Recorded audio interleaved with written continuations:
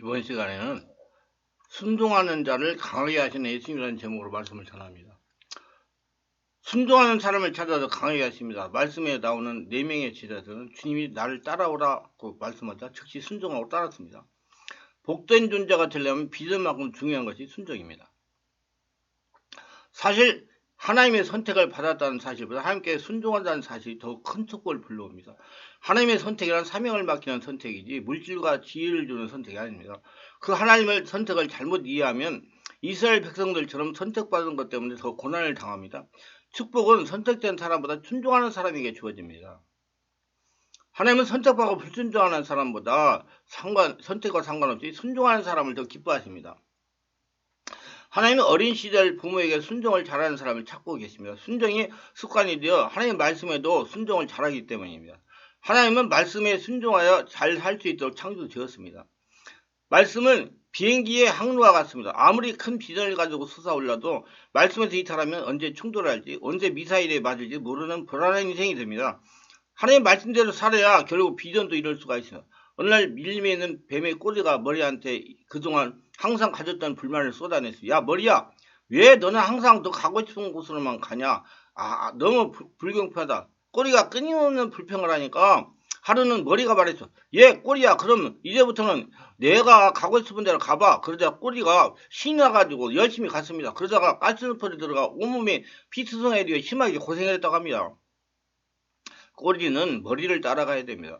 사람이 아무리 똑똑해도 말씀에 앞서러 가면 반드시 피투성이가 됩니다. 그리고 진정 하나님의 은혜를 받기 원한다면 하나님의 말씀을 따라가시기를 바랍니다.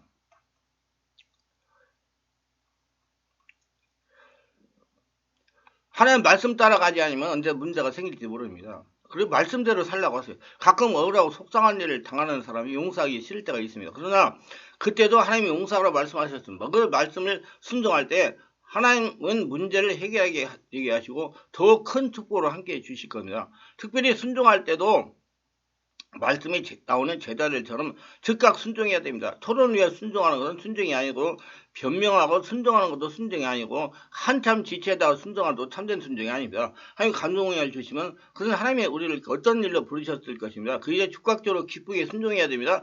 어떤 성공학 연구가가 성공한 사람들 때문에 면밀히 연구를 했습니다. 그리고 성공의 최대 요인을 순종이라고 결론냈습니다.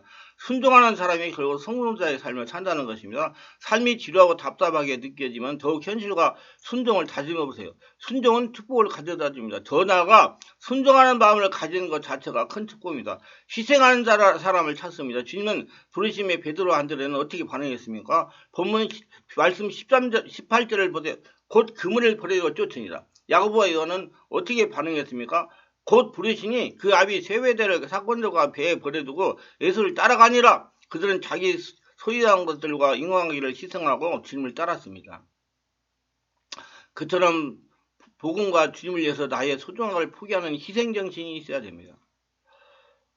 위대한 믿음의 선진들은 모두 주님과 복음을 위해 포기할 줄 아는 능력을 가진 사람들이었습니다. 초대교회 성도들은 자기 재물을 조금이라도 자기 것이라고 여기지 않았습니다.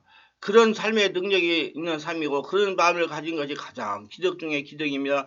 소유의 기쁨으로 사는 사람이 나눔의 기쁨으로 사는 사람이 되었으니 얼마나 큰 기적입니까? 사람들은 하나님의 능력으로 하면 치유나 기적을 있어야 능력인 줄 압니다. 그러나 진짜의 기적은 돈과 소유가 우상이 된 이 시대에서 욕심 많던 사람이 기쁘게 자기 것을 하나님의 뜻대로 이웃을 위해 이용하는 사람으로 변화되는 것입니다. 자신이 가진 소유 중에 재능, 자손, 재산이 다 하나님 것이라고 생각하고 아낌없이 이웃에게 베푸는 사람으로 바뀌는 겁니다. 하나님 말씀하시면 손해가 자더라도 순종하는 사람으로 바뀌는 것입니다. 깨끗한 사람을 찾으십니다. 하나님은 깨끗한 사람을 찾고 계십니다. 하나님은 거룩하십니다. 그래서 우리에게도 거룩함에 대해 명령했습니다.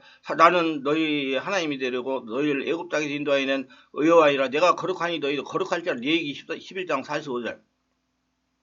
거룩하면 하나님의 소유된 백성으로 지켜야 할 의무가이기도 합니다. 오직 너희는 택한 족속이여 왕같은 제사장도 거룩한 나라요 그의 소유된 백성이니 이는 너희를 어두운 데서 불러내어 그의 기이한 빛에 들어가신데 아름다운 덕을 선전하게 하시므라. 베드로전서 2장 9절. 큰 집에는 은가궁에 그릇이 있을 뿐 아니요 나무와 질그릇 떼서 귀 쓰는 것도 천이 쓰는 것도 있나니 그러므로 누구든지 이런 것에 자기를 깨끗하게 하면 귀 쓰는 그릇이 되어 거룩하고 주인의 쓰시며 합당하며 모든 선한 일을 예비하게 됩니다. 디모데후서 2장 20절 21절. 이 말씀을 통해 볼 때 하나님으로부터 귀하게 쓰임받는 조건으로 한 가지를 말하고 있습니다. 그는 자기를 깨끗하게 거룩하게 하는 것입니다. 그는 깨끗하게 거룩하게 하는 건 성령으로 세례받고 성령으로 충만받는 성령으로 본문 길을 오래 하는 거예요. 깨끗하지 않고 깨끗한 척하는 것은 스스로 화를 자초하는 것입니다.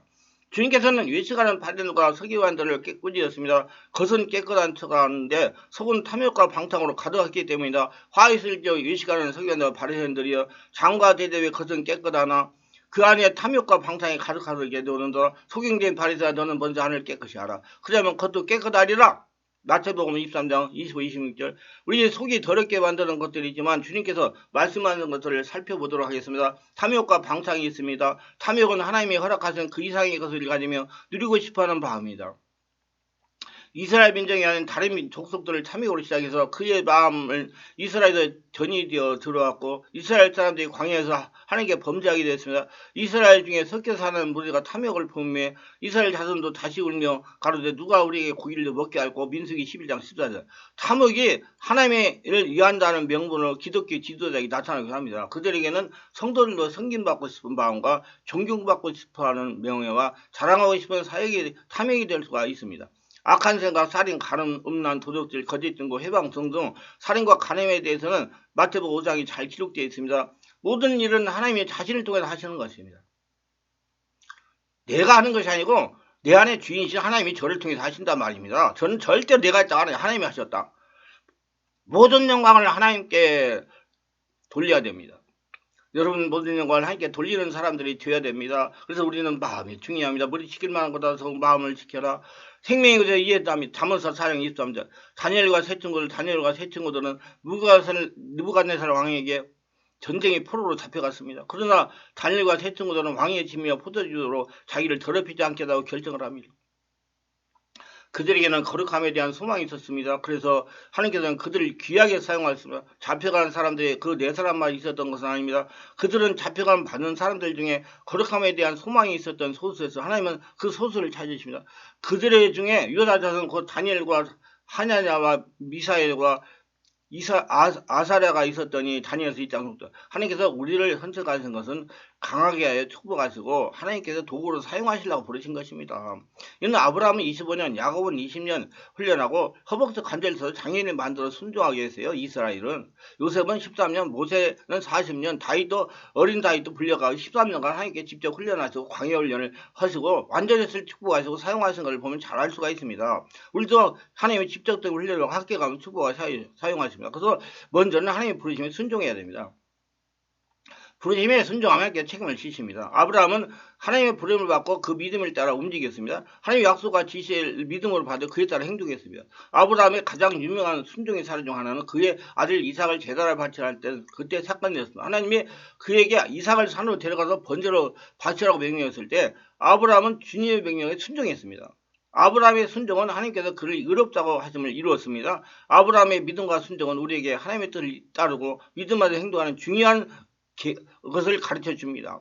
아브라함의 믿음과 순종은 우리에게 하나님과 관계에서 신뢰와 순종의 중요성을 알려주시는 예시입니다. 우리도 순종하며 살면 아브라함 같은 축복을 받는다는 걸 그렇게 증표로 보여주신 거라는 겁니다. 아브라함의 사례는 우리가 하나님의 뜻을 따르고 믿음으로 행동할 때 하나님의 축복과 인정을 받게 될 수 있음을 보여줍니다. 성경에서 믿음을 통해 의롭다고 함을 받을 수 있다고 강조합니다. 예를 들어 로마서 3장 22절에서는 믿음 발매하 예수 그리스도 안에 있는 모든 사람이 의롭다함을 얻으니라 말합니다. 또한 갈라디아 3장 10절 아브라함이 하나님을 믿으니 그에게 의로운 것으로 여기심을 입느니라고 말하고 있습니다. 하나님의 명령에 순종하여 그 뜻대로 따르는 행위는 의롭다고 함을 받을 수 있는 중요한 방법입니다. 계속해서 믿음은 오직 하나님에 대한 신뢰와 확신입니다. 그는 예수를 통해 하나님의 계획과 약속을 이해하고 받아들이는 것을 의미합니다. 믿음은 우리의 삶의 중심에 있어야 되며 이는 하나님의 존재와 성품, 그리스도의 역사 및 구원 계획을 믿음으로 받아들이는 것을 의미합니다. 진정한 믿음은 행동으로 동반해야 됩니다. 순종해야 된다는 얘기예요. 이는 믿음이 삶에 영향을 주며 우리의 행동과 선택에 영향을 미친다는 것을 의미합니다. 예를 들어 우리의 믿음이 우리의 행동과 윤곽을 짓고 우리의 가치와 선들을 지배합니다. 믿음과 행동은 서로 떼어낼 수 있는 요소가 아닙니다. 떼어낼 수 없는 요소예요. 믿음이 진정한 것이라면 그것은 반드시 행동으로 나타나야 됩니다. 순종해야 된대요. 이를 통해 믿음이 실용적이고 실제적인 삶의 변화를 이끌어내는 도움이 됩니다. 믿음은 행동을 자극하고 행동은 믿음을 확신합니다. 하나님은 불러서 하나님 말씀에 순종하는 사람을 이 땅에 하나님 나라를 건설하십니다. 하나님 말씀에 순수하게 순종하는 사람, 100% 순종하는 사람, 하나님께 순종하여 하나님의 축복과 도구가 되시기를 예수님의 이름으로 축원합니다. 이 말씀이 유익하셨다면 구독, 좋아요를 부탁합니다. 제가 설교하여 동영설계 유튜브에 올려 많은 사람들에게 전파하는 데 큰 힘이 됩니다. 감사합니다.